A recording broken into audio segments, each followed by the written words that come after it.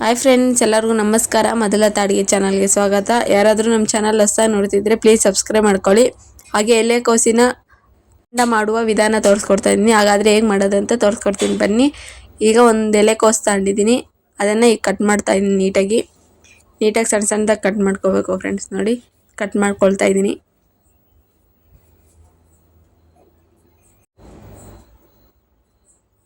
ನಾನು ಅರ್ಧ ಅಷ್ಟೇ ತಾಳ್ತಾ ಇದ್ದೀನಿ. ನಿಮ್ಗೆ ಜಾಸ್ತಿ ಬೇಕಾದರೆ ಜಾಸ್ತಿ ತಗೊಳ್ಳಿ.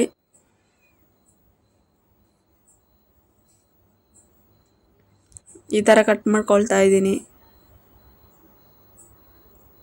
ತುಂಬಾ ಟೇಸ್ಟಿಯಾಗಿರುತ್ತೆ ಫ್ರೆಂಡ್ಸ್, ಮಾತ್ರ ಚೆನ್ನಾಗಿರುತ್ತೆ. ಈರುಳ್ಳಿ ಬೋಂಡ, ಅದು ಇದು ಬೋಂಡ ಮಾಡ್ಕೊಂಡು ತಿಂದಿರ್ತೀರ, ಇದು ಒಂದ್ಸಲಿ ಟ್ರೈ ಮಾಡಿ, ಚೆನ್ನಾಗಿರುತ್ತೆ. ಮಕ್ಕಳು ತುಂಬಾ ಇಷ್ಟಪಟ್ಟು ತಿಂತಾರೆ. ನೋಡಿ, ಈ ಥರ ಕಟ್ ಮಾಡ್ಕೋಬೇಕು.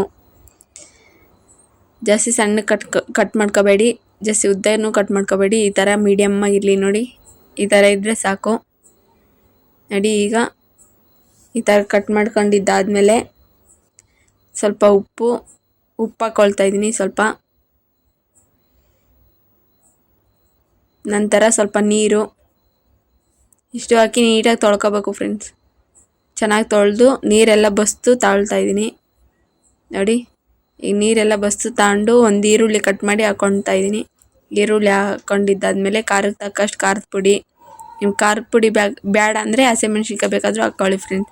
ಧನಿಯಾ ಪುಡಿ ಒಂದು ಅರ್ಧ ಟೀ ಸ್ಪೂನಷ್ಟು ಧನಿಯಾ ಪುಡಿ, ಒಂದು ಕಪ್ಪಷ್ಟು ಕಡಲೆ ಹಿಟ್ಟು ನೀಟಾಗಿ ಜಲ್ಲೆ ಮಾಡ್ಕೊಳ್ತಾ ಇದ್ದೀನಿ.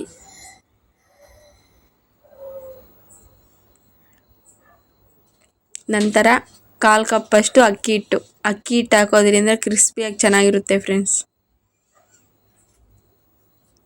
ರುಚಿಗೆ ತಕ್ಕಷ್ಟು ಉಪ್ಪು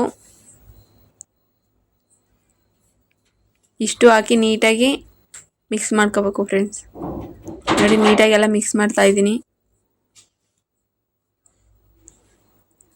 ನಿಮಗೆ ಅಡುಗೆ ಸೋಡಾ ಬೇಕಿದ್ದರೆ ಹಾಕ್ಕೊಳ್ಳಿ ಫ್ರೆಂಡ್ಸ್. ನಾನೇನು ಹಾಕ್ಕೊತ ಇಲ್ಲ, ಅದೇ ಥರ ಮಾಡ್ತಾ ಇದ್ದೀನಿ. ನೋಡಿ, ಸ್ವಲ್ಪ ನೀರು ಹಾಕ್ಕೊತ ನೀಟಾಗಿ ಕಲಿಸ್ಕೊಳ್ಳಿ. ಅಡುಗೆ ಸೋಡಾ ಬೇಕಿದ್ದರೆ ಹಾಕ್ಕೊಳ್ಳಿ, ಇಲ್ಲಾಂದರೆ ಸ್ಕಿಪ್ ಮಾಡ್ಕೋಬೋದು. ಅಂತಂದರೆ ಎಲ್ಲ ಚೆನ್ನಾಗಿ ಬರುತ್ತೆ, ಕ್ರಿಸ್ಪಿಯಾಗಿ ಬರುತ್ತೆ. ಅಡುಗೆ ಸೋಡಾ ಹಾಕಿಲ್ಲ ಅಂದರೆ ಚೆನ್ನಾಗಿ ಬರುತ್ತೆ ಫ್ರೆಂಡ್ಸ್. ನೋಡಿ, ಈ ಥರ ಕಲಸಿಟ್ಟಿದ್ದೀನಿ. ಕೊನೆಯದಾಗಿ ಕರಿಬೇವು ಹಾಕ್ಕೊಳ್ತಾ ಇದ್ದೀನಿ. ಹಾಕೊಂಡು ನೀಟಾಗೆಲ್ಲ ಮಿಕ್ಸ್ ಮಾಡ್ಕೊಳ್ಳಿ ಫ್ರೆಂಡ್ಸ್. ನೀಟಾಗಿ ಮಿಕ್ಸ್ ಮಾಡ್ಕೋಬೇಕು. ನೋಡಿ, ಈ ಥರ ಇರಬೇಕು ಫ್ರೆಂಡ್ಸ್.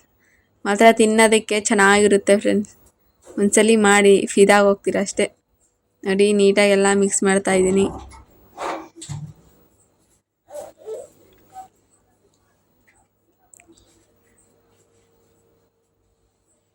ನೋಡಿ, ಉಪ್ಪು ಖಾರ ಒಂದ್ಸಲಿ ಚೆಕ್ ಮಾಡ್ಕೊಳ್ಳಿ. ಎಲ್ಲ ಮಿಕ್ಸ್ ಮಾಡಿದ್ದಾದಮೇಲೆ ಈಗ ಒಂದು ಬಾಣಲಿಗೆ ಕರಿಯೋದಕ್ಕೆ ಎಷ್ಟು ಬೇಕೋ ಅಷ್ಟು ಎಣ್ಣೆ ಹಾಕ್ಕೊಳ್ಳಿ. ಎಣ್ಣೆ ಚೆನ್ನಾಗಿ ಕಾಯಬೇಕು. ಎಣ್ಣೆ ಚೆನ್ನಾಗಿ ಕಾದಿದ್ದಾದಮೇಲೆ ಈಗ ಸ್ವಲ್ಪ ಹಾಕ್ಕೊಳ್ತಾ ಇದ್ದೀನಿ. ನೋಡಿ, ನೀವು ಕೈಯಾಗಿ ಬೇಕಾದರೂ ಹಾಕ್ಕೊಳ್ಳಿ, ಸ್ಪೂನಾಗಿ ಬೇಕಾದರೂ ಹಾಕ್ಕೊಳ್ಳಿ.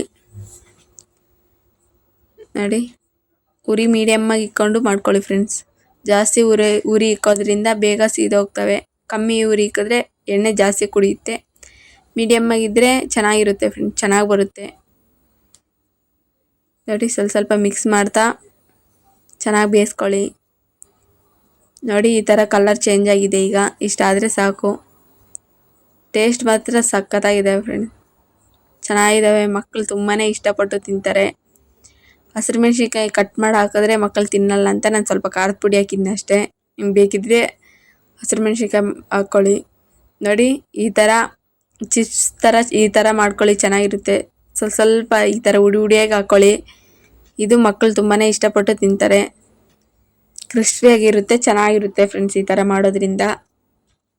ನೋಡಿ, ಈ ಥರ ಮಾಡಿದ್ರೆ ಕುರ್ಕುರೆ ಥರ ಇರುತ್ತೆ. ಮಕ್ಕಳಿಗೆ ತುಂಬಾ ಇಷ್ಟ ಆಗುತ್ತೆ.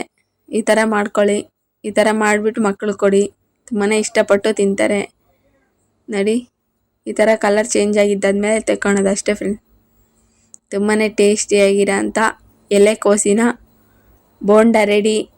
ನೀವು ಮನೇಲಿ ಟ್ರೈ ಮಾಡಿ, ಹೇಗೆ ಬಂತು ಅಂತ ಕಮೆಂಟ್ ಮಾಡಿ. ಒಂದೇ ಥರದ್ದು ಮಾಡ್ಕೊಳ್ಳೋ ಬದಲು ಈ ಥರ ಮಾಡ್ಕೊಳ್ಳಿ, ಖುಷಿಯಾಗಿರಿ ಅಷ್ಟೇ.